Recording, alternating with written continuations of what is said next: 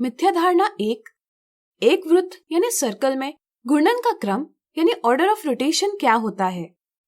कुछ बच्चे यह सोचते हैं कि वृत्त यानी सर्कल के केंद्र यानी सेंटर के चारों ओर प्रत्येक 1 डिग्री के कोण पर घुमाते हुए पहली स्थिति के जैसी स्थिति प्राप्त होगी। वे सोचते हैं कि 1 डिग्री में एक बार, ऐसे 360 डिग्री में 360 बार प्राप्त होगा।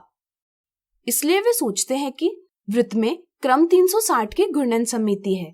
इस गलत समझ के कारण ऑप्शन 1 यह गलत जवाब दिया जाता है। सही समझ यह है कि वृत्त को 1 डिग्री के कोण से कम कोण पर घुमाने पर भी हमें पहली स्थिति के जैसी स्थिति प्राप्त होती है। चूंकि 0 और 1 के बीच में अपरिमित रूप से अनेक परिमेय संख्याएं होती है, इसलिए ऐसे अनंत कोण हो सकते हैं जब हमें पहली स्थिति के समान स्थिति प्राप्त होगी।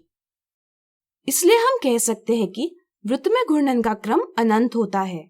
इसलिए ऑप्शन 2 सही जवाब है।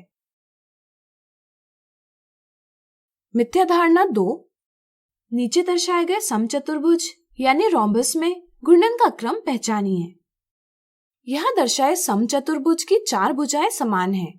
4 समान भुजाओं के आधार पर बच्चे सोचते हैं कि इस आकृति में क्रम 4 की घूर्णन समिति है। भुजाओं या कोणों के मापों के आधार पर किसी आकृति में घूर्णन समिति का क्रम क्या है, यह पता करना गलत है। इसलिए ऑप्शन 1 गलत जवाब है।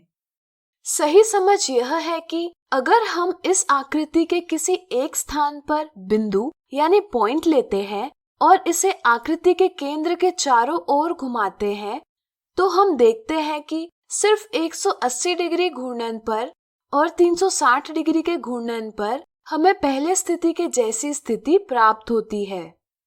इसलिए हम कह सकते हैं कि दी आकृति में क्रम 2 की घूर्णन समिति है। इसलिए ऑप्शन 2 सही जवाब है।